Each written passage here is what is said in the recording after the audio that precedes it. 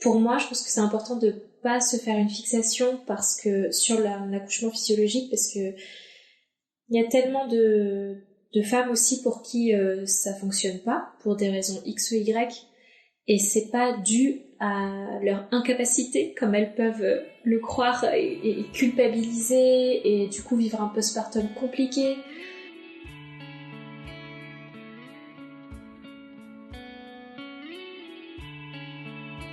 Bonjour à toutes et à tous, je suis ravie de vous retrouver aujourd'hui pour vous partager le récit d'accouchement de Marion.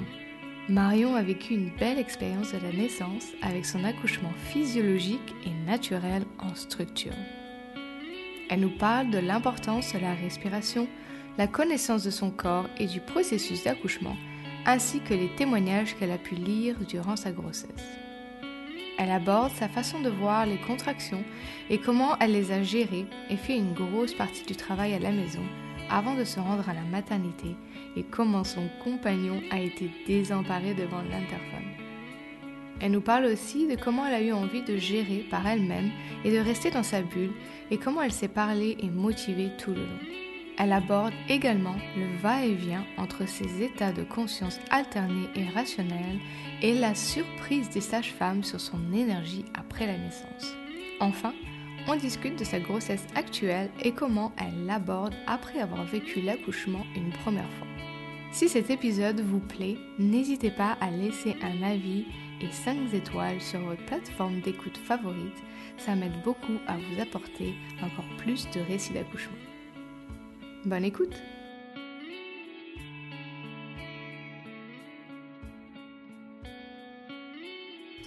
Salut Marion, merci beaucoup d'être avec nous aujourd'hui, comment ça va?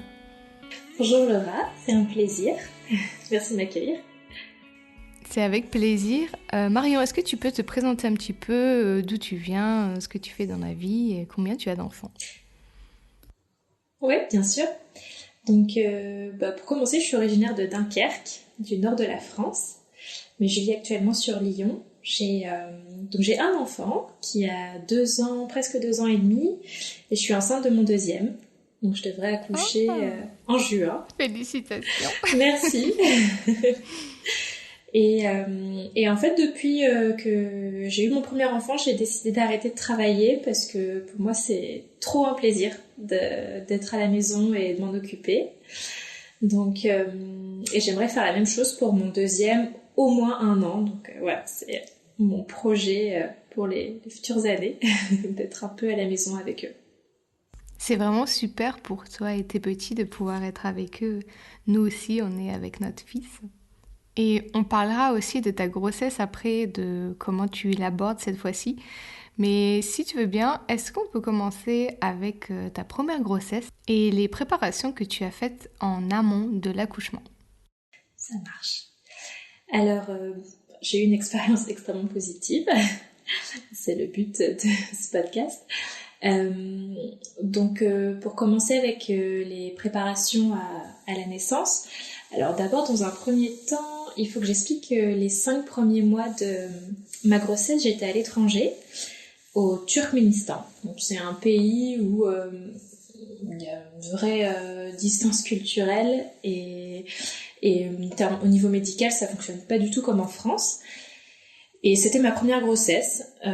Et en fait, je trouve que c'était pas plus mal parce que du coup, j'ai vécu les 5 premiers mois de façon un peu désintéressée, naturelle. C'était naturel d'être enceinte.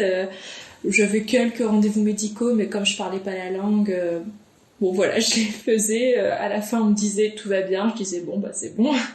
Je me prenais pas la tête plus que ça.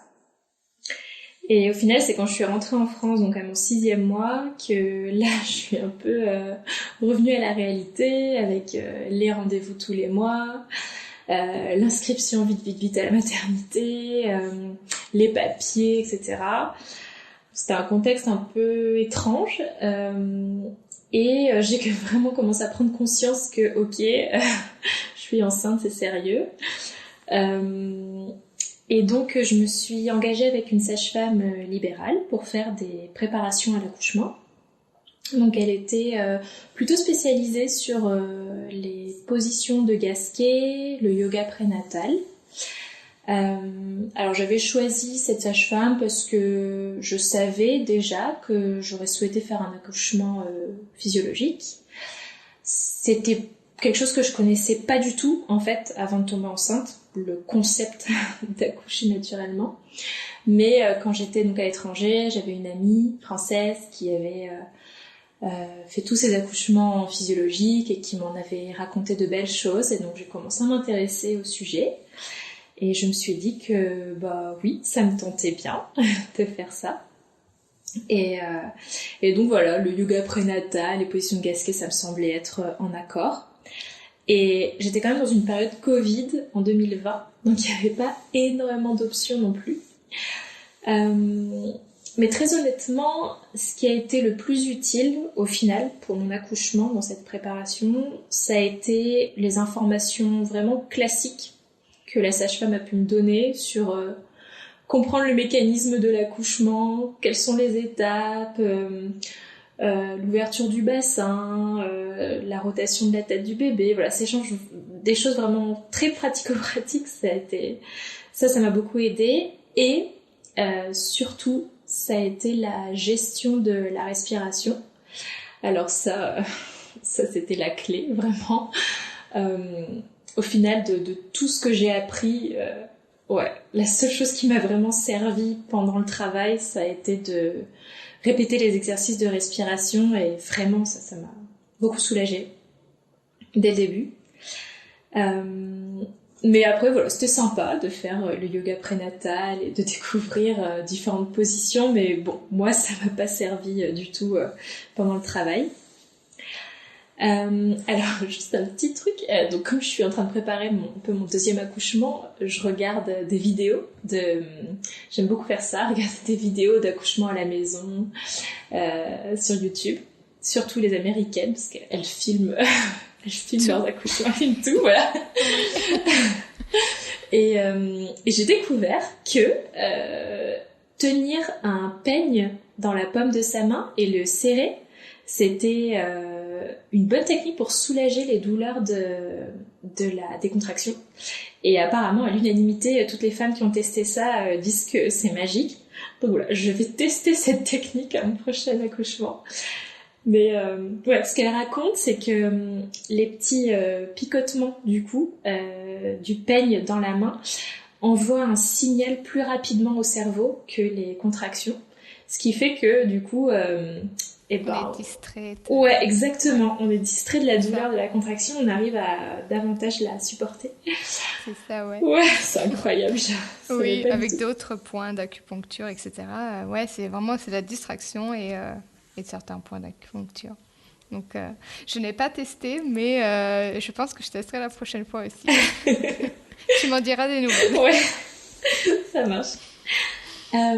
Autrement, pour ce qui est de la préparation, j'ai aussi eu énormément de lectures personnelles. J'adhérais à un groupe Facebook qui s'appelait Accouchement au naturel, je crois, grossesse et accouchement au naturel. Et ça a été vraiment, vraiment une très grosse aide, parce que les femmes racontaient leur récit d'accouchement, entre autres.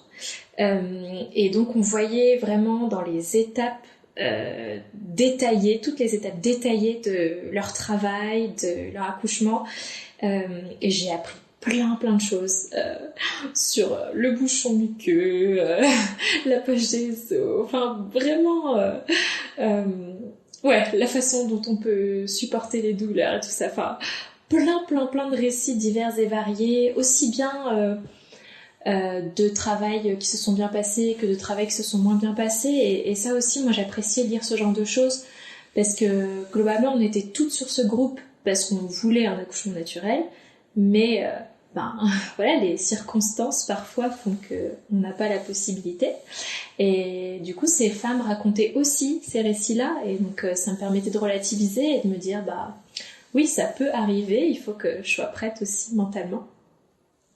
Donc ça, c'était chouette.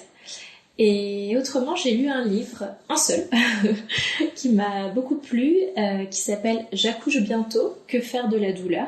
C'est un livre de Maïti Trellon, je sais pas trop comment prononcer, je pourrais l'épeler après si besoin. Et là, j'ai vraiment eu une conception très différente de ce que sont les contractions et de ce à quoi sert la douleur. Elle explique dans son livre, à travers beaucoup de témoignages d'ailleurs de femmes aussi, elle explique comment percevoir les contractions de telle sorte qu'elles soient plus quelque chose qu'on veut absolument rejeter, qui fait mal et qui doit absolument se terminer rapidement, mais plutôt comme quelque chose à accepter, un signal de notre corps pour nous aider à progresser dans le travail, pour nous aider à nous ouvrir le col, ouvrir le bassin, ouvrir le périnée et permettre au bébé d'emprunter ces chemins ouverts.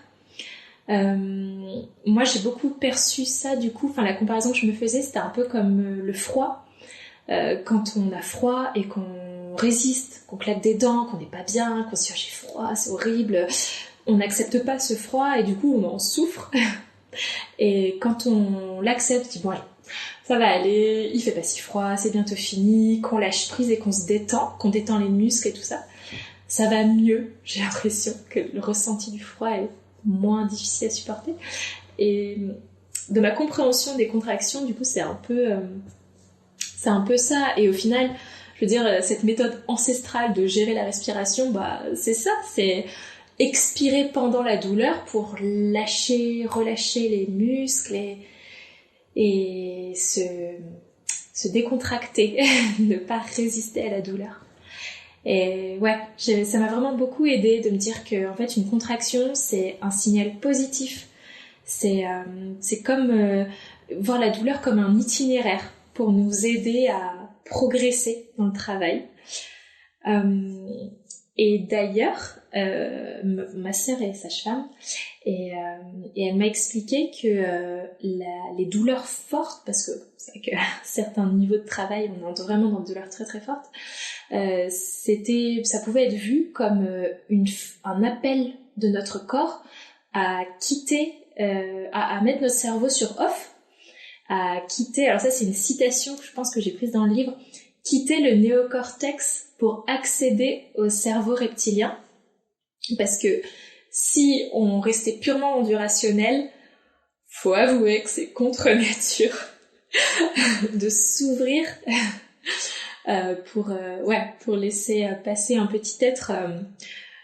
Rationnellement, c'est très difficile de se dire allez, je vais le faire, quoi. C'est très douloureux et donc notre corps, il est en train de nous dire ça y est maintenant, laisse-moi aux commandes. Arrête de rationaliser, mets-toi sur off et suis ton instinct animal primitif. Et je confirme que mon accouchement a été très primitif. Oui. Même si je vais revenir sur ça lorsque je parlerai de mon accouchement parce que justement je pense que j'ai décroché à un moment donné, j'ai trop rationalisé et ça a vraiment perturbé. Mais en tout cas, je pense que ce qui est important de se dire, c'est que la douleur, normalement, elle doit être à la mesure de ce qu'on peut supporter. Je pense pas que notre corps puisse nous faire subir quelque chose d'insurmontable. Et donc, a priori, on est fait pour ça et donc on devrait y arriver. Et j'avais aussi préparé une petite liste de phrases motivantes à me répéter pour cultiver ma force mentale. J'avais appelé ce document motivation accouchement et j'y mettais des petites citations, des phrases que je lisais dans des témoignages de femmes, des choses que j'entendais dans des vidéos, que je lisais à droite à gauche et qui vraiment me parlaient et me motivaient. Et je l'avais même envoyé à mon mari en lui disant écoute, pendant le travail, faudra que tu me motives avec ces petites phrases, etc. Au final, je l'ai remballé quand il a essayé de m'en sortir une ou deux. Je tais-toi. Mais je pense que ça a joué un gros rôle dans ma préparation mentale en amont. Ouais. Oui, des sortes de mantras. Ouais. Exactement. Et ouais, je comprends. Peut-être on s'imagine quelque chose et après le jour J, me touche pas, me parle pas. Ouais, c'est tout à fait ça. autrement, donc comme je disais, je m'étais intéressée du coup à l'accouchement physiologique de par une amie, mais c'était pas non plus, j'en faisais pas une fixation parce qu'en fait, j'y connaissais pas grand-chose et que en fait, je me disais que c'était pas un objectif en soi d'accoucher naturellement. Pour moi, c'était plus la cerise sur le gâteau. Je me disais que dans tous les cas, il n'était pas question de est-ce que je vais y arriver ou pas. Je pense que dans tous les cas, je peux y arriver, il n'y a pas de raison. Il y a des femmes qui font ces accouchements physiologiques, enfin les femmes font ça depuis toujours, partout dans le monde, donc il n'y a pas de raison que j'y arrive pas. C'était plutôt est-ce que les circonstances seront réunies pour que ça marche. C'était plutôt ça. Dans le fond, je craignais rien en particulier. J'étais plutôt, on verra bien comment ça va se passer. Hormis la césarienne, ça c'est vraiment quelque chose qui me faisait très peur. Et j'en ai encore peur aujourd'hui, je redoute. Ça, j'espère vraiment que ça va pas arriver, mais bon, encore une fois, on n'est pas à l'abri. Et comment je me sentais avant l'accouchement, plutôt sereine du coup. En fait, j'avais un peu d'autres chats à fouetter. Mon mari était coincé à l'étranger à cause du Covid. Moi, j'avais pu rentrer, mais pas lui. Et l'accouchement approchait. Je me disais, mais non, c'est pas possible. Il va pas rester encore. Et au final, il a pu rentrer 3 semaines avant l'accouchement, donc ouf. Mais du coup, j'étais juste trop heureuse qu'il soit là, qu'on soit réunis. Je pensais pas vraiment, même pas du tout à l'accouchement. Et j'ai accouché un peu à l'avance. Donc, je sais pas, ça m'a toujours paru très lointain. Je me disais, oh, j'ai le temps. Ça va venir, mais je sais pas, c'est pas pour tout de suite. Au final, c'est arrivé plus vite que je pensais. Après. Ouais. Et donc, du coup, je peux vous raconter un peu dans les détails comment ça s'est passé. Donc, en fait, ça a commencé par... Alors, non, quand même, je veux préciser que c'est vrai que j'ai vécu une très belle grossesse. Très honnêtement... très sereine, très paisible. J'avais pas de douleur particulière. Enfin, bien sûr sur la fin comme tout le monde, mais voilà, autrement, j'allais très bien. Et je pense que c'est important aussi par rapport à l'accouchement. J'étais j'étais en paix. Et donc 3 jours avant l'accouchement, 3 jours avant l'accouchement, j'ai commencé à perdre mon bouchon muqueux. Alors, un concept que j'ai découvert dans ce fameux groupe Facebook. Donc j'étais rodée, je savais à quoi ça devait ressembler. Je savais qu'on pouvait perdre ce bouchon muqueux plusieurs semaines même avant l'accouchement.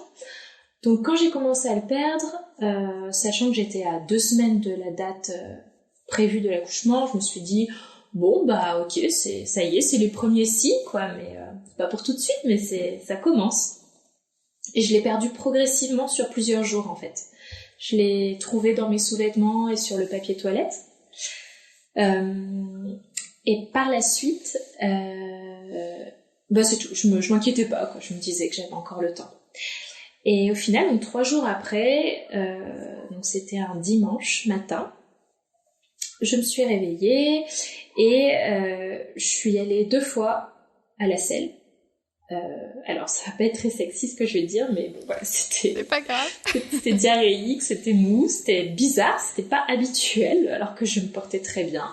Bon, ok, étonnant. J'avais lu encore une fois sur les récits d'accouchement de certaines femmes que ça leur était arrivé aussi d'aller beaucoup à la selle avant d'accoucher. Comme le corps est bien fait d'ailleurs, c'est vraiment... donc je me suis dit ok, bon, ça m'alerte un peu, mais on verra bien. Et 2 heures après à peu près, je commence à ressentir des petites sensations dans le bas du ventre. Ça va, ça vient, c'était pas du tout douloureux, juste je sentais qu'il y avait quelque chose. Je me dis ok, bon, il était 11h du matin à peu près, et je continue à vaquer à mes occupations, et je me dis 45 minutes plus tard, je me dis bon, je veux quand même mettre mon application mobile des contractions pour voir si c'est ça, quoi, vraiment, si c'est rythmé à ce point. Donc je l'enclenche et je me rends compte qu'effectivement, j'ai des contractions qui apparaissent toutes les 5 à 10 minutes et qui durent une trentaine de secondes à peu près. Du coup, je commence à être un peu excitée. J'écris à ma mère, je lui envoie un petit texto en disant que j'ai des contractions légères, mais bon, je sais pas trop. Voilà, j'étais encore super décontracte à ce moment-là. La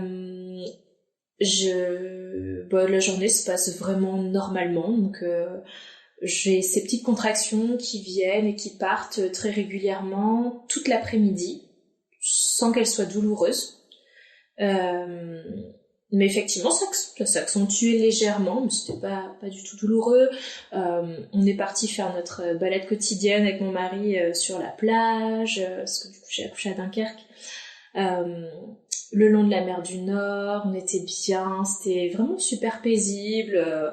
J'ai marché une bonne heure, enfin tout se passait normalement. Et je sentais que bon, ça commençait quand même un petit peu à devenir un peu plus douloureux, mais toujours très supportable. Et lorsque je suis rentrée à la maison, j'en ai parlé un peu à ma sœur, et elle me dit oh non, je pense pas que ce soit du vrai travail, si c'est pas douloureux, enfin ouais, elle me dit je pense que c'est juste des petites contractions comme ça, pas besoin de t'inquiéter. Ok, donc moi j'étais vraiment partie de l'idée que voilà, c'était du pré-travail, j'allais accoucher dans quelques jours, mais en tout cas c'était pas du tout pour aujourd'hui. À l'inverse, mon mari, il est au taquet depuis le matin, il arrêtait pas d'essayer de me glisser, mais tu veux pas qu'on aille à la maternité? Il savait très bien que je voulais qu'il y ait faire un maximum de travail à la maison, mais c'était un peu plus fort que lui, il était un peu paniqué quand même. Et au cours de la journée, en fait, tout au long de la journée, je suis retournée à la selle, au moins 10 fois.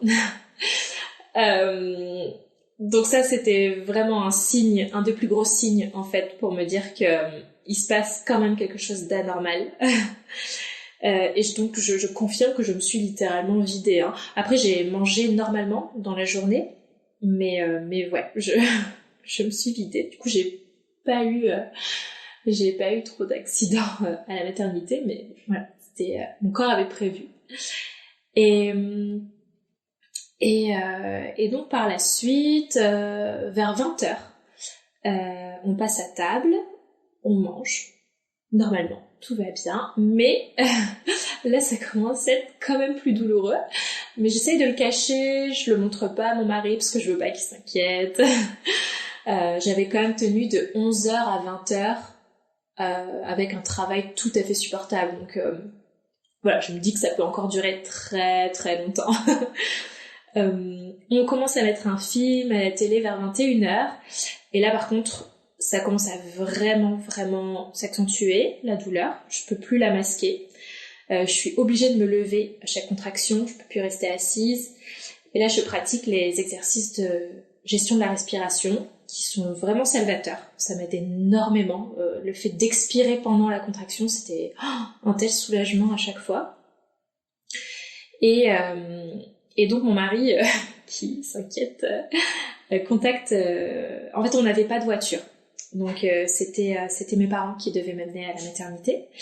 Donc vers 21h15, mon mari il envoie un message à ma mère en disant que bon, apparemment on ne devrait pas tarder à la maternité. Moi je dis à ma mère que ça va, que ça fait mal, mais que voilà, ça va, on se tient prêt, mais on est bien. J'avais en fait à l'esprit que ce qu'elle m'avait dit ma sage-femme, qu'il fallait attendre d'avoir des contractions toutes les 2 minutes pendant 2 heures avant d'aller à la maternité.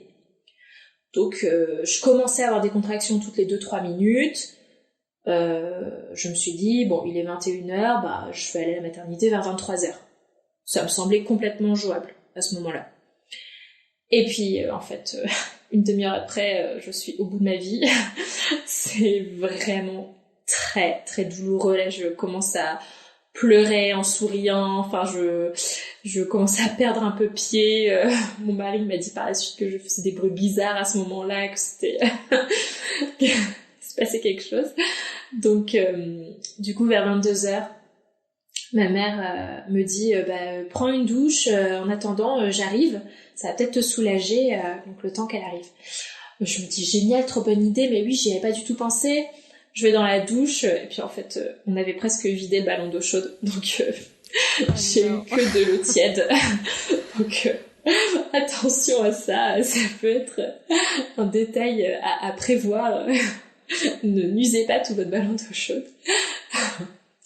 Et donc, ça a peut-être pris 5 minutes, la voiture, pour aller jusqu'à la maternité, mais c'était très long. Je me tenais, je m'agrippais à la poignée dans la voiture, j'avais la fenêtre ouverte, c'était vraiment très dur.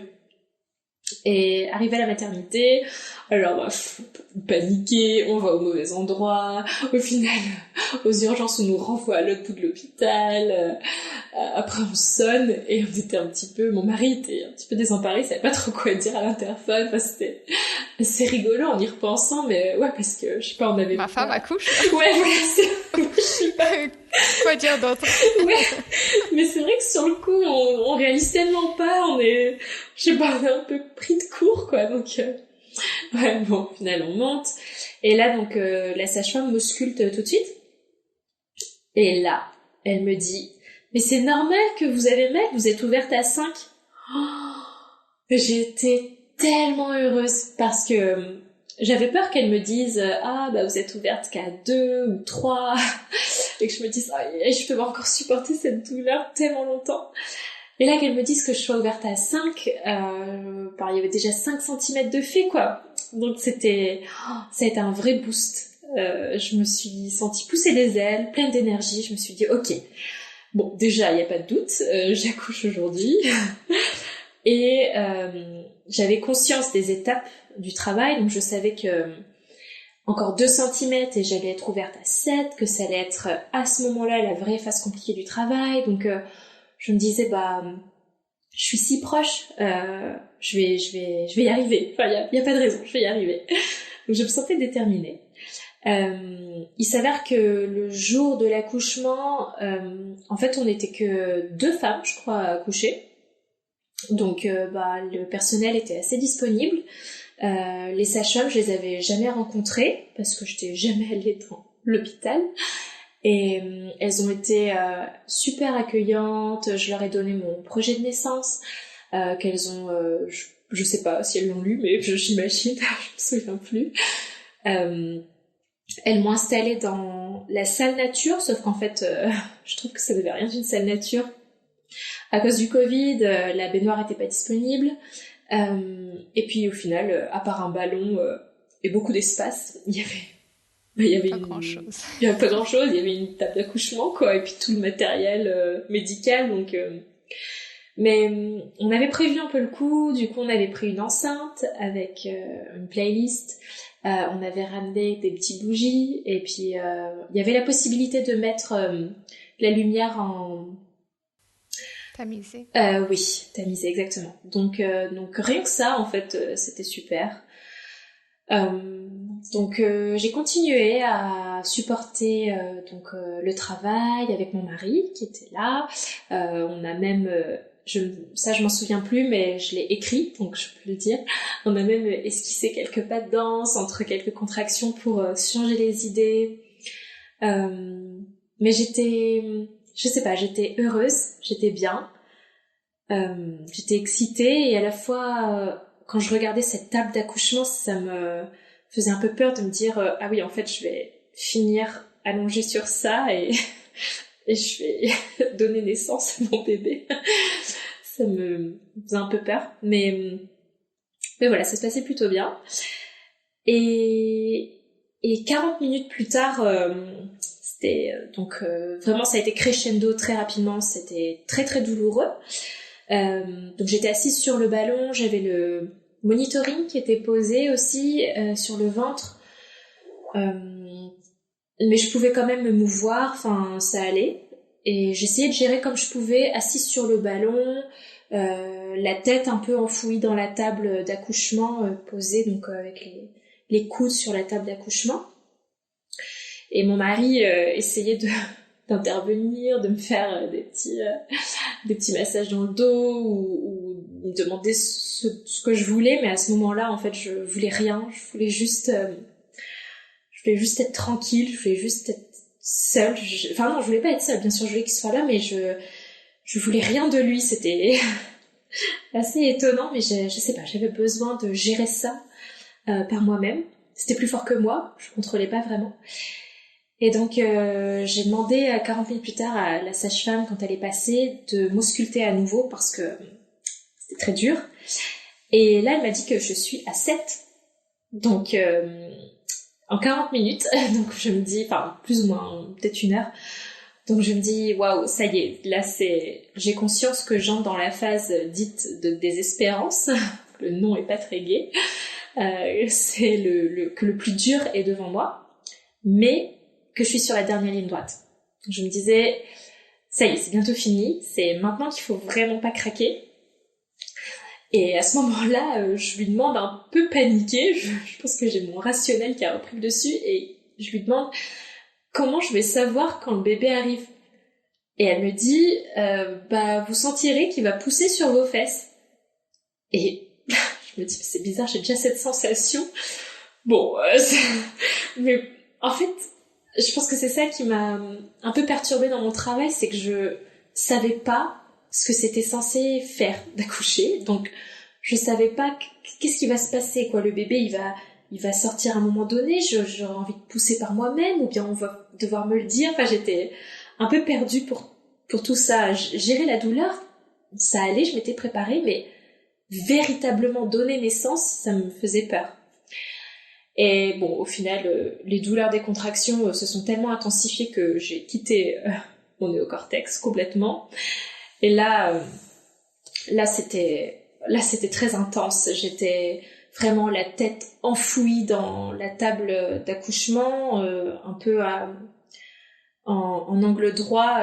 Je sais pas comment expliquer, mais j'avais les jambes, j'étais par terre, mais j'étais pliée sur la table d'accouchement et vraiment, je faisais des vocalises, j'émettais des sons, je pense que j'ai crié,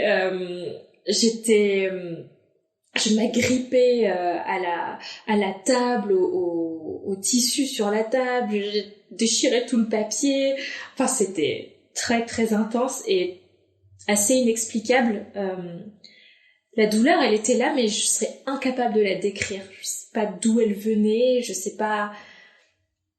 C'est, oui, très très particulier, mais en tout cas, mon corps a complètement pris le dessus. J'étais plus capable de rien maîtriser. J'avais quitté ce monde. Et lorsque la sage-femme est revenue, je lui ai demandé de m'ausculter à nouveau. J'étais désespérée, hein. Je voulais qu'elle m'ausculte parce que je voulais qu'elle me dise que c'est bon, je vais accoucher. Je me demandais combien de temps j'allais pouvoir encore résister dans cette situation. Vraiment, c'était très dur. Et là, elle me dit, vous êtes ouverte à 9. Donc j'étais, waouh, ça y est, c'est bon. Et là, elle s'apprête à partir. Et je lui dis, mais non, ne partez pas. J'étais vraiment, mais où vous allez? J'ai besoin de vous maintenant. Et elle me dit, vous sentez le bébé qui pousse? Je lui dis, je sais pas, oui, je pense, j'en sais rien. Et elle me réausculte. Enfin, elle me fait d'abord monter sur la table d'accouchement à genoux. Donc j'étais à genoux sur la table avec mon buste contre le dossier. Et là, elle m'ausculte à nouveau et elle me dit, en effet, votre col est effacé, c'est bon, c'est pour maintenant. Ok, ma poche des os n'avait pas craqué à ce moment-là encore. Donc elle me propose de la craquer. Franchement, j'étais prête à tout pour que que ça se finisse. Donc je dis oui, craquer la poche des os. Là, j'ai senti comme si je faisais pipi. Je lui ai demandé au moins 2-3 fois, mais je crois que je fais pipi. Elle me dit, mais non, c'est bon, c'est juste le liquide amniotique. Et là, en fait, toute cette partie où je suis montée sur la table d'accouchement à genoux, où on m'a dit, il va falloir pousser, voilà, il va falloir faire ça. j'ai quitté cet état primitif, je suis revenue à la rationalisation, je me suis posé 36 000 questions, j'ai essayé de pousser et ça marchait pas, j'ai paniqué. Du coup, je lui ai dit que je voulais me mettre en position obstétricale normale. Je voulais faire comme tout le monde, en gros. Et là, donc, il fallait pousser et ça a été très difficile. Ça a mis 40 minutes la poussée. Et ouais, j'ai vraiment cru que le bébé sortirait pas. D'ailleurs, je poussais de toutes mes forces et j'arrêtais pas de dire mais c'est pas possible, il peut pas sortir. C'est fermé, quoi. Je pense que le fait d'avoir rationalisé, c'était un peu comme le froid où on se crispe et on veut pas laisser les choses se faire. Je pense que c'est un peu ce qui s'est passé à ce moment-là parce que vraiment, j'avais l'impression que je fermais les portes, en fait, à mon enfant inconsciemment. J'arrivais pas à m'ouvrir, vraiment pas. J'avais l'impression que tout mon corps allait entièrement se déchirer. Enfin, vraiment, j'ai l'impression que j'allais me déchirer en deux.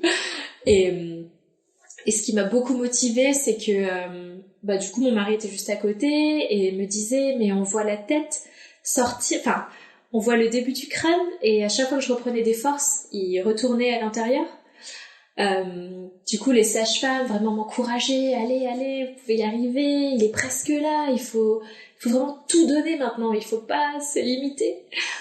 Donc j'ai vraiment essayé après de toutes mes forces, mais comme on peut l'imaginer en gonflant les joues, j'ai l'impression que ma tête allait exploser tellement je mettais de la force.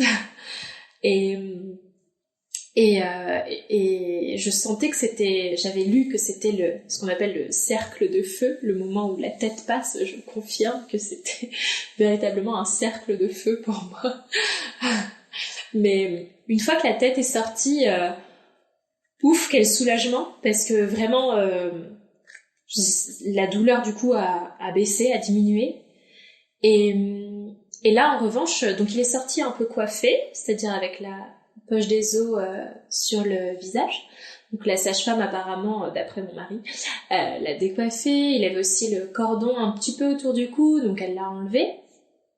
Et là, elle me dit, bon, par contre, le bébé est dans une position inconfortable, donc il faudrait vraiment pas tarder à le sortir complètement. Oh, alors là, comme un gros coup d'adrénaline, j'ai à nouveau poussé de toutes mes forces possibles et imaginables, jusqu'à ce qu'à un moment donné, je sente une masse chaude, toute molle, et je sais pas, c'était très étrange, je l'ai vraiment senti sortir, quoi. Et aussi incroyable que ça puisse paraître, il était à peine sorti que tout était fini. Enfin, vraiment, il y avait plus de douleur, il y avait plus rien, c'était comme un autre monde. Et en fait, quand il est sorti, elles me l'ont posé sur le torse tout de suite. Et en fait, je suis pas très fière de ça, mais je pense que c'est bien de le dire quand même. En fait, quand il est sorti, j'arrêtais pas de dire oh mon Dieu, tellement j'étais sous le choc de ce que je venais de faire. Et j'ai dit qu'est-ce que j'ai fait? C'est quoi ça? et bon, bien évidemment, tout de suite après, j'ai pris mon enfant et c'était parti, mais j'étais tellement... Au début, ça a été difficile, les premières secondes, de faire le lien entre tout ce que j'avais vécu pendant 9 mois, tout ce travail d'accouchement, et soudainement un bébé qui en fait était dans mon ventre, tout à coup était là sur moi, c'était le mien. C'était assez bizarre, et assez longtemps d'ailleurs, même après l'accouchement, j'avais toujours du mal à me dire mais ce bébé était dans mon ventre. J'ai mentalement des difficultés à faire le lien. Et donc s'en est suivi 2 heures de peau à peau, mais qui était trop longue en fait, à mon sens. J'étais quand même un peu fatiguée, et d'avoir ce petit tête sur moi, j'osais pas bouger, j'étais un peu oui, je savais pas quoi faire. C'était beau, mais j'arrivais pas à en profiter en fait, parce que j'étais un peu démunie. J'avais en fait juste besoin de reprendre mes forces. Donc, au bout d'un moment, j'ai demandé à mon mari s'il pouvait le prendre, et ça m'a soulagée quand même. Donc, après ces 2 heures de peau à peau, donc la sage-femme est revenue, ils ont fait les examens, ils l'ont habillée, et puis on est parti en salle je sais pas comment ça s'appelle. On est parti dans notre chambre. Oui. Oui, remonter en chambre, ouais. Oui, voilà. C'est pas une salle, on va pas en salle de réveil. Oui, non, exactement. Oui, tout à fait. On est monté en chambre. Et en fait, à ce moment-là, quand il a fallu descendre de la table d'accouchement, quand la sage-femme m'a dit bon on va y aller, on va commencer à préparer les affaires, j'ai dit bon ok. Enfin, je me suis levée et puis je commence à ranger mes affaires. Et puis la sage-femme m'a regardée, elle me dit c'est vrai, elle me dit j'ai pas l'habitude des mamans qui accouchent sans péridurale, et quand il y a une péridurale, clairement c'est pas, la maman peut pas se lever comme ça, quoi, c'est pas possible. Elle est encore sous anesthésie et tout ça, et c'est vrai que moi j'étais épuisée, mais à la fois j'étais pleine d'énergie, je pense avec les hormones, et donc je pouvais très facilement aller me lever et puis préparer mes affaires, partir. C'est une petite anecdote aussi. Ouais, voilà. Et puis après, donc, le séjour à la maternité s'est bien passé. Ce que je regrette un petit peu, c'est que j'ai pas mis mon enfant tout de suite au sein, en fait. Et je crois que c'est ce qui est de mieux à faire quand on le met tout de suite en peau à peau, dès qu'il sort, le mettre au sein. Et je sais pas, moi c'est comme si j'avais oublié tout ce qu'on m'avait dit à ce moment-là. J'ai rien fait, j'ai juste laissé le petit sur moi. Je pense que pour mon prochain accouchement, j'essaierai de le mettre tout de suite au sein. Enfin, on verra. Et après, j'avais à cœur d'allaiter, donc il y a eu vraiment les apprentissages de l'allaitement à la maternité. Les sages-femmes ont été super parce que à chaque fois que je devais le mettre au sein, j'y arrivais pas, donc je les appelais et elles venaient, et elles prenaient leur temps pour m'aider à mettre le petit au sein. Au début d'ailleurs, j'y arrivais vraiment tellement pas que je prenais le colostrum, je faisais je sais plus comment on appelle, mais extraction oui, à la main. Oui, tout à fait, extraction à la main, oui. Je mettais dans une petite cuillère et je lui donnais, même quand il dormait, parce que j'avais appris que on pouvait faire ça, et effectivement, il avait repris du poids à balle en quittant la maternité, donc c'était bien. Mais ça m'avait beaucoup aidé, les préparations à l'allaitement que j'avais fait. J'avais fait aussi ça, effectivement, j'avais oublié de dire. J'avais fait des préparations à l'allaitement. Et donc, il y a plein de choses qui m'ont beaucoup aidé pour mettre en place l'allaitement. Ça a été vraiment utile. Et puis, pour les premiers temps où on est rentré chez nous, je dois dire que j'étais pas super à l'aise avec mon bébé. Enfin, je l'aimais plus que tout, ça c'était pas la question, mais je savais pas trop comment le manipuler. Par exemple, je redoutais de devoir le porter lorsqu'il avait pas ses vêtements. On était en plein hiver, donc du coup il était tout le temps emmitouflé, et donc il avait de la masse, mais lorsqu'il était tout nu, il était tout frêle, tout petit, et ça me faisait un peu peur, tout fragile. Donc au final, les premiers temps, j'ai eu beaucoup de chance parce que mon mari était à la maison 4 mois, et donc il s'est beaucoup occupé du change du petit, et moi je m'occupais de l'allaitement qui était très intense. Et donc on en rigolait beaucoup, il me disait toi tu t'occupes de ce qui rentre et moi je m'occupe de ce qui sort. Mais ça m'a vraiment énormément soulagée qu'ils prennent autant les devants. Lui il était super à l'aise d'ailleurs, c'était incroyable. Et puis je me rends compte que j'ai pas parlé du rôle du compagnon pendant l'accouchement. Tu en as parlé un peu quand tu as dit qu'il faisait des massages. Ouais. S'il y a d'autres choses à dire aussi. Ouais, un tout petit peu. En fait, du coup, pendant l'accouchement, je peux dire qu'effectivement, mon mari, ça a été une présence indispensable, mais pas tant dans les choses qu'il a faites, parce que clairement je l'empêchais de faire quoi que ce soit de toute façon. Il pouvait pas me parler, pas me toucher. Mais le fait qu'il soit là, c'était vraiment, vraiment énorme. Et particulièrement lors de la poussée, il m'encourageait énormément. C'était un moment où j'ai beaucoup rationalisé et où j'ai eu très peur parce que j'avais l'impression que le bébé ne sortirait pas. Et je le regardais désespéré en lui disant que je n'allais pas y arriver. Et désespérément, je cherchais de l'aide auprès de lui. Et il m'encourageait énormément en me disant que si, que... Enfin, il avait plein de paroles, je me souviens plus exactement, mais il avait plein de paroles qui m'ont donné beaucoup de force. J'avais cette figure familière à côté de moi. C'était vraiment essentiel à ce moment-là. Autrement, pour tout ce qui était le travail où c'était pas encore trop douloureux, où c'était supportable, bah il était une super distraction dans la mesure où il me faisait un peu oublier les douleurs entre deux contractions. Donc c'était chouette, il avait toujours des blagues à raconter, des petites choses à faire. Donc ça c'était vraiment bien. Ça me fait penser à une question. Oui. Est-ce que... parce que, en fait, ton expérience, ça me fait beaucoup penser à la mienne. Ok. Et là, avec ton compagnon, est-ce que tu as bu ou est-ce que tu as mangé pendant tout ton travail?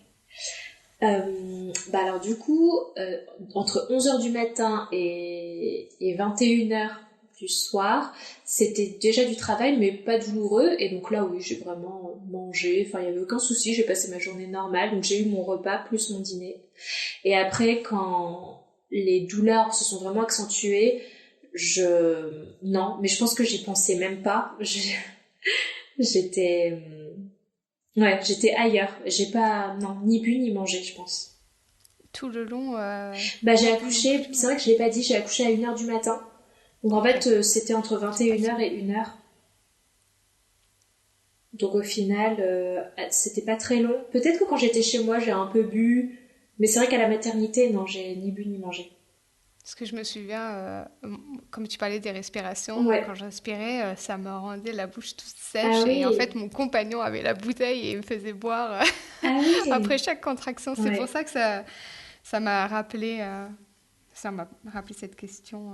Parce Ouais. que c'est vrai que j'entends beaucoup, des fois, les femmes bah, manger, moi, j'avais pas du tout envie, par exemple, mais boire, oui. Et il y a beaucoup de femmes qui disent qu'ils n'ont pas bu ou pas mangé pendant le travail. Donc, voilà pourquoi je te posais les Ah questions. oui. Ouais, ouais, ouais. Et j'aime beaucoup aussi ton ressenti une fois que ton bébé est sorti. Parce que je trouve que c'est, je pense, quand on n'a pas de péridurale, c'est vraiment là où il y a vraiment la coupure. Oh, on se sent tellement bien. Ouais. Et pour moi, c'était pas spécialement que mon bébé il est sur moi, mais c'était que je sentais plus de contraction, plus rien. Ouais. Et Que c'était c'était fini. incroyable. Ouais. C'est vrai. C'est vrai. Et j'ai eu un peu comme toi aussi, bien sûr que je l'aime, mais je me suis dit un peu, c'est qui ce petit truc sur Ouais. moi là? Ouais. C'est, ah, quand tu vas voir ton bébé, tu vas l'aimer direct, tu vas voir, t'oublies tout. Non, t'oublies tout parce que tu ne sens plus ses contractions. Ouais. C'est vrai. Exactement. Mais justement, là, j'ai le sentiment que je vais vivre les choses différemment pour mon prochain accouchement parce que je sais à quoi m'attendre. Et cette fois-ci, j'ai hâte de vivre le pot à pot Ouais. parce que j'ai déjà eu un bébé et j'ai moins peur d'avoir un bébé dans les mains, ce que j'avais jamais eu à l'époque. En fait, avant d'avoir mon enfant, j'avais jamais tenu un bébé dans les bras. Et là maintenant, j'ai hâte de tenir ce petit être qui va sortir de moi. J'ai vraiment hâte. Hmm. Alors que pour le premier accouchement, j'y avais même jamais pensé. Je savais pas. C'était Ouais, le... je vois très très bien ce que tu veux dire. Et c'est bien, ça me fait penser à une question. Oui, Et tu disais aussi pour l'allaitement, moi je me souviens que la sage-femme, je l'avais marqué sur mon projet de naissance, donc c'est une autre question que j'ai pour toi, oui. mais je l'avais marqué moi que je voulais voilà, allaitement pendant ce pot à pot. Et elle me l'avait mis tout de suite, elle avait Ah pressé oui. comme ça. Ok. Il y avait du colostrum qui est sorti et c'est pratiquement la première chose qu'il a fait une fois sur moi. Ouais. Donc ouais, je le conseille. nous, on est parti très rapidement. On a fait quelques heures à la Oh, maternité. wow. Ouais, et après, on est reparti. Et, et il a pu allaiter 3 fois, en fait, le temps qu'on soit là, tu vois. Donc, C'est je pense que super. c'est parce qu'on l'a fait tout très rapidement. Oui. Donc, ça me fait penser à 2 questions Oui. pour toi. La première, c'est qu'est-ce que tu avais mis dans ton projet de naissance et pourquoi tu l'as fait aussi? Et après, ce sera par rapport à ta grossesse et si tu as prévu quelque chose de différent pour cet accouchement qui arrive. Ouais. Alors, le projet de naissance, pourquoi je l'ai fait? Parce que, encore une fois, sur ce groupe Facebook, il y avait plein de femmes qui racontaient qu'elles en avaient un et que et elles le conseillaient. Alors, bah, voilà, je me suis un peu dit, bah, je vais mettre toutes les chances de mon côté. Moi aussi, je vais en faire un. Très honnêtement, j'ai pas été très créative. J'ai copié-collé un projet de naissance d'une femme qui avait posté le sien sur Facebook.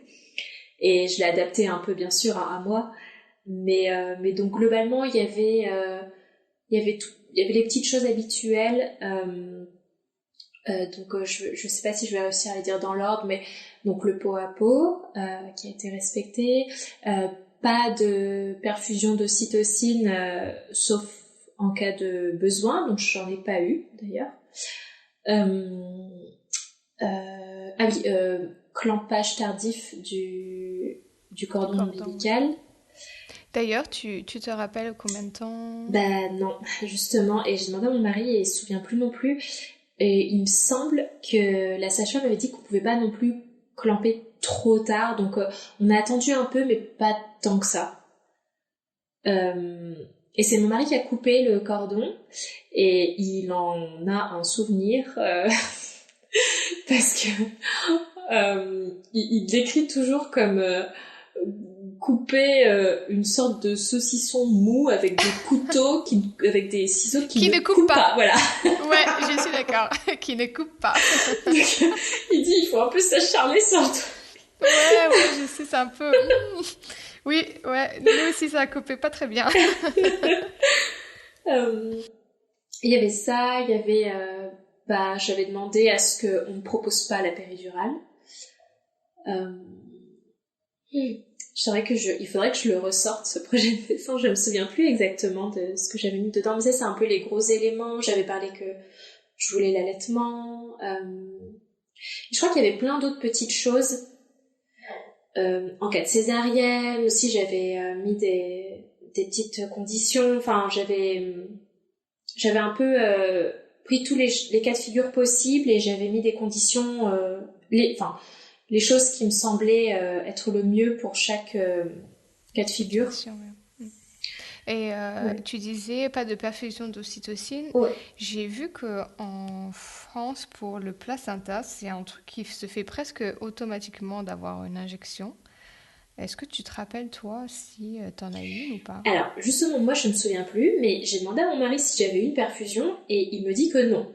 Donc, je sais pas si lui-même était se Pas souvient là non pas, plus. ouais, pas là non plus parce qu'au final c'est après l'accouchement, donc c'est Mm. une fois que le bébé est sorti, donc peut-être qu'il était trop pris par le bébé et qu'il s'en souvient pas. Et ouais, je serais incapable de répondre Oui, à parce cette que question. je crois que, il me semble, après, ça ne m'est pas arrivé, donc je ne suis pas sûre, mais je crois que quand on est péridurale, ils le mettent dans la Ah oui, perfusion. ouais.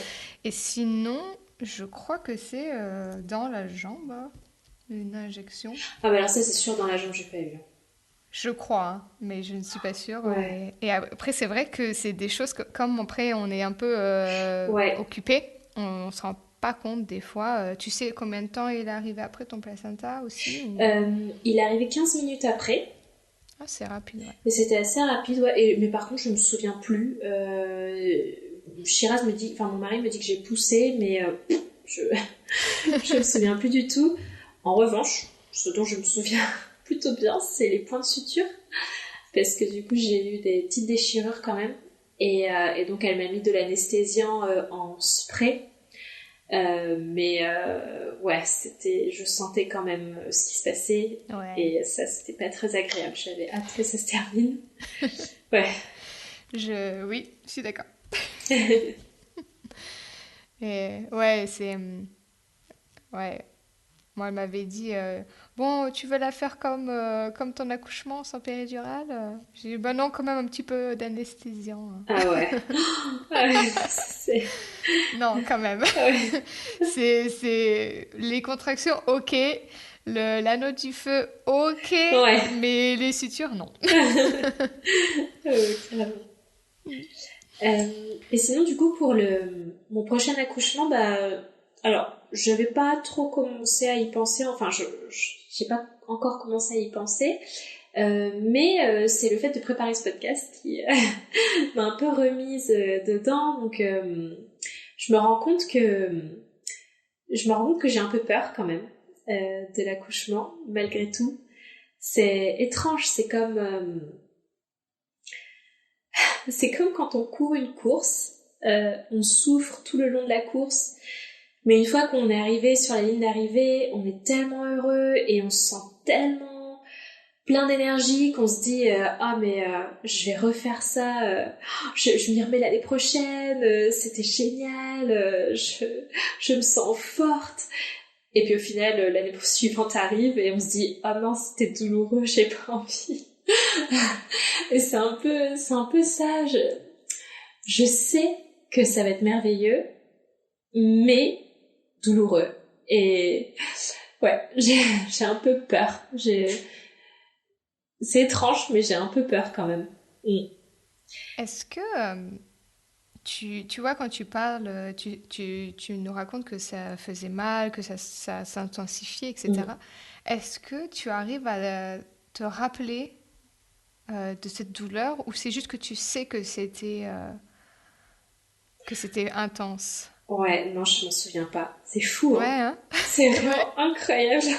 c'est fou. Ouais, Ouais. le cerveau. C'est pour ça que je te pose la question parce Ouais. que moi je sais que c'était, j'en pouvais plus, mais je pourrais pas dire, la douleur que c'était. Ouais, c'est exactement ça. C'est peut-être aussi pour ça que j'ai un peu peur d'aller à nouveau dans cet inconnu. Enfin, je sais pas. Hmm. Et à la fois, je pense que ce dont j'ai un peu peur aussi, c'est que il y a des petites complications. En fait, ça s'est tellement bien passé, le premier accouchement. Au final, j'ai pas beaucoup souffert. C'était entre 21h et 1h du matin. Donc, il y a des Oui, ça femmes va. qui... Ouais, voilà, ça va. Euh, et il y a une partie de moi qui me dit, ouais, ça va certainement même être encore plus rapide parce que c'est un deuxième, donc j'ai pas à m'en faire. Il y a une autre partie qui me fait penser que il y a aussi beaucoup d'accouchements qui peuvent être compliqués, il y a tellement de choses qui peuvent se passer. Ouais, j'ai, voilà, Il j'ai les faut deux que versants. tu ressortes tes mantras. Exactement, mais tout à fait, il faut que je relise le livre, il faut que je me remette à Oui. lire des récits, enfin, oui, oui, clairement, il faut que je me refasse une préparation mentale. Ouais, ça Mm. c'est sûr. Et je suis sûre que ton corps, il va se rappeler, et toi, tu vas te rappeler. Ouais, Et puis, tu repartiras dans cette conscience altérée et ouais, tout exactement. ira bien. Et en plus, ton compagnon, maintenant, il sait aussi à quoi s'attendre. Donc, Oui, c'est vrai. il saura ne pas t'embêter, mais d'être là quand même. Ouais, c'est vrai, c'est vrai, c'est vrai. Ouais, c'est vraiment sympa. Si une femme se retrouve un peu dans la même situation que toi, elle, euh, elle part pour un accouchement physiologique, hein, parce que c'est ce que tu as eu, Mhm. donc. Est-ce que tu as un petit mot à lui dire? Ben, la seule chose qui me vient vraiment à l'esprit, c'est de dire que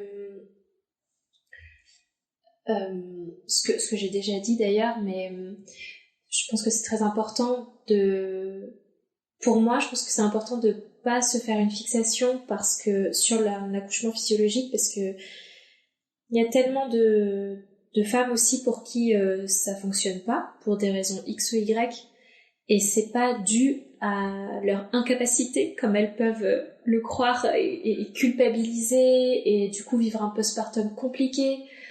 Non, c'est dû à la nature humaine, au corps et aux circonstances, et c'est pas grave. Il y a plein de femmes qui ont plusieurs enfants et qui vivent des accouchements sous péridurale et des accouchements physiologiques en fonction de comment ça se passe. Je pense qu'il faut rester ouvert pour bien vivre l'accouchement quoi qu'il arrive. Parce que ce qui arrive après, le postpartum et s'occuper d'un nourrisson, c'est pas de tout repos et c'est important d'être bien dans ses baskets, de pas avoir de regrets. Donc juste accepter quelle que soit l'issue de l'accouchement, c'est-à-dire que ce qui compte c'est le bébé, c'est qu'il vienne au monde et voilà. Et puis si c'était pas l'accouchement parfait, eh bien ce sera l'accouchement parfait pour un autre enfant peut-être. Très bien. Eh bien, merci beaucoup. Si tu as autre chose que tu aimerais partager C'est vrai que il y avait la partie si on a des films à partager. En fait, quand j'étais à l'étranger, donc pendant les 5 premiers mois, j'étais au contact de femmes qui vivaient très très bien leur vie de maman, qui étaient très épanouies et qui avaient beaucoup à partager du coup. Et donc on organisait tous les mois le visionnage d'un film entre femmes, d'un film autour de la maternité. Et ça c'était trop chouette parce que du coup c'était un temps entre femmes où on riait beaucoup et où du coup on regardait un film inspirant ou pas d'ailleurs, mais et donc du coup j'ai quelques films à l'esprit que je conseille aux futures mamans de regarder parce que c'est chouette de se mettre un peu dans cette atmosphère bébé. Il y a le film Le Premier Cri qui est sorti en 2007. C'est un film un peu documentaire sur différents accouchements à travers le monde de femmes dans différents environnements, dans différentes cultures. Donc ça c'est plutôt super et des accouchements toujours physiologiques. Enfin quand je veux dire physiologique, je veux dire sans péridurale, mais ça peut être à la maternité, ça peut être à l'hôpital. Il y a le film aussi Bébé avec un S qui est sorti en 2010, qui est un documentaire aussi où on suit la première année de vie de 4 ou 5 bébés qui vivent pareil aux 4 coins du monde dans différentes cultures. Je crois qu'il y en a un, c'est dans des yourtes en Mongolie, un autre c'est dans une tribu en Afrique, un autre c'est aux États-Unis. Enfin, c'est vraiment très chouette. Et il y a aussi le film À la vie qui est sorti tout récemment là en 2021. C'est un film documentaire à nouveau, mais là c'est un film plutôt militant où on suit une sage-femme une sage-femme libérale qui est en fin de carrière d'ailleurs, elle part à la retraite et elle a milité un peu toute sa vie pour rendre l'accouchement non médicalisé. Et on la suit un peu dans son quotidien où elle va en fait rencontrer les femmes en postpartum qui doivent établir l'allaitement, qui vivent un postpartum plus ou moins compliqué avec les différents défis auxquels on peut faire face, que ce soit des petits soucis d'argent, c'était une famille à un moment donné qui parlait pas le français, plein de... Ça se passe en France, ça se passe à Paris, mais du coup c'est super beau parce que on voit à la fois comment ça se passe à la maison, comment ça se passe à la maternité, et puis différents contextes, et puis surtout le postpartum, chose dont on parle peu, mais juste après l'accouchement, c'est le postpartum et c'est dès le lendemain. C'est ça, donc, c'est pour une longue durée. Exactement, donc c'est pas mal. Et un autre film encore, désolée, c'est le dernier. Non, ça s'appelle Un heureux événement. C'est sorti en 2011. Et celui-là, c'est sur un couple vraiment très très très soudé, très très beau, qui donc apprennent la grossesse, qui sont super heureux, tout se passe bien. Et en fait, quand le bébé arrive, c'est un vrai chamboulement dans leur vie. Et la maman va faire une dépression postpartum. Et en fait, c'est super intéressant parce que ça montre aussi un autre volet du postpartum. Et moi, ça m'a pas du tout découragée quand je l'ai vu. Au contraire, euh, ça m'a fait garder un peu les pieds sur terre et me dire que, bah oui, ça va pas être facile, c'est pas tout beau tout rose. Mais justement, il faut être prêt et il faut rester soudé. Ouais, ça m'a servi en tout cas de voir ce film. Est-ce que tu as entendu aussi le film Faut pas pousser? Ça te dit quelque chose? Ouais, Ouais. je l'ai vu, ouais. Ouais. Ouais, il est bien. Je Mm. pense le regarder. Il est super. Alors là, par contre, c'est très militant. Euh, Ouais. ouais, la réalisatrice, elle veut vraiment dénoncer les accouchements médicalisés. Et donc, euh, elle insiste avec des chiffres, elle va vraiment à la rencontre des sages-femmes, des mamans, et c'est une vraie enquête. Mais super intéressant aussi, et du coup, enfin, elle donne plein de bonnes raisons d'accoucher de façon physiologique. Et c'est un long film, hein, je crois qu'il dure 3 heures. Ok. Et je crois qu'il y a même des bonus. Ah ouais, possible. Mais très Mais bien, oui. j'ai regardé il y a quelques jours. Euh, ouais, pour le visionner. Mm. Je crois qu'elle a prévu de faire un autre film sur l'allaitement. Oui, je Mm. crois qu'il y a quelque chose en cours, ouais. Ouais. Oh, bah, on a une bonne liste, on mettra tout ça et tu nous as donné aussi un livre. Oui, Ouais, je le mettrai aussi dans les notes, je l'ai noté. d'accord. Il y avait aussi, tu as parlé des positions de Gasquet, c'est ça? Gasquet, oui. Ouais. Alors, Est-ce que tu peux nous en parler? ouais. Alors, Gasquet, j'essaye de retrouver, pardon, son prénom. C'est Bernadette de Gasquet. Je connais pas particulièrement cette dame, mais je crois que il me semble que c'est un médecin et professeur de yoga en même temps. Et donc elle a développé toute une méthode de position pour encourager le travail lors de l'accouchement et également accoucher de façon plus physiologique. Donc ce sont des positions qui ne sont pas obstétricales, pas la façon allongée sur le dos, mais plutôt accroupie ou même à quatre pattes. Donc je suis pas une experte, hein, j'ai juste eu l'occasion de tester quelques positions lors de ma préparation à l'accouchement et en fait c'est assez difficile, enfin lors de la préparation on n'imagine tellement pas ce que va être un accouchement que bon moi je l'ai fait mais voilà sans réussir vraiment à me projeter et et au final, lors de l'accouchement, bah, j'étais trop stressée et puis j'étais à des années-lumière de me rappeler ces positions. Mon mari, lui, s'en souvenait très bien, mais je pouvais pas l'écouter. Donc au final, non, ça m'a pas servi parce que voilà, j'ai un peu paniqué et j'ai préféré faire la position habituelle. Mais je pense que elle a en fait étudié la question de telle sorte que la femme accouche et tout en accouchant, elle garde une bonne mobilité de son bassin. Parce que lorsqu'on est allongé sur le dos, la position qu'on prend avec les jambes comme ça repliées, en fait, naturellement, ça ferme le bassin, donc c'est pas la plus optimale. Et donc, elle, dans ces positions, elle essaye de nous faire travailler des positions qui nous permettent de nous ouvrir encore plus et normalement de faire un accouchement sans déchirure parce que du coup on est complètement mobile et on s'écoute dans nos positions et donc on se positionne de la manière la plus adéquate normalement pour faire sortir le bébé.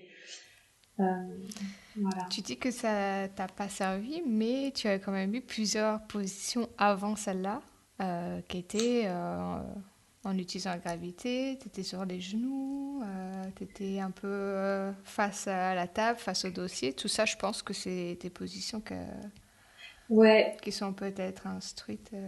en fait, pendant toute la partie où je devais gérer les contractions, c'était une position que je prenais, mais sans réfléchir, c'était instinctif. En revanche, au moment de la poussée, c'est là où j'ai dû réfléchir à quelle position j'allais prendre. Et bon, et du coup, clairement, c'était pas la meilleure, hein, parce que j'ai eu une petite déchirure et j'ai eu trop de difficultés à pousser.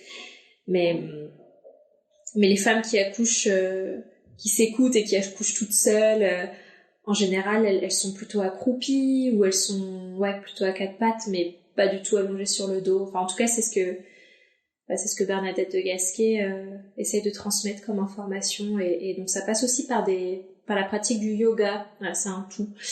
Mais bon, je connais pas plus que ça.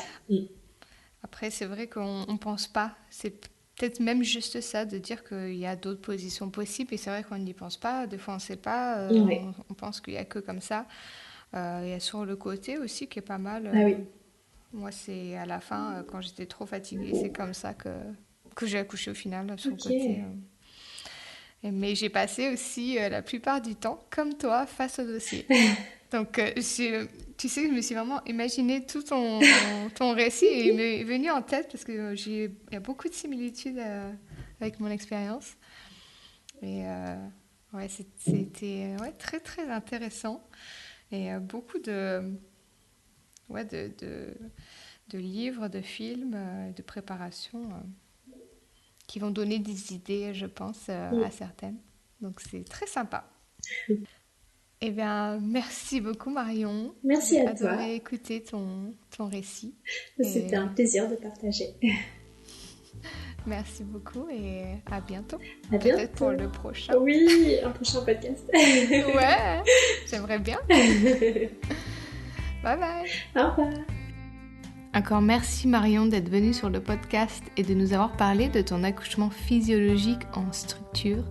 Je me retrouve dans ton récit et c'est assez sympa et j'espère que avec ce podcast, les femmes qui écoutent, celles qui ont déjà eu des enfants, pourront se retrouver dans certains des récits et que ça les fera peut-être sourire comme j'ai souri moi en nous réécoutant.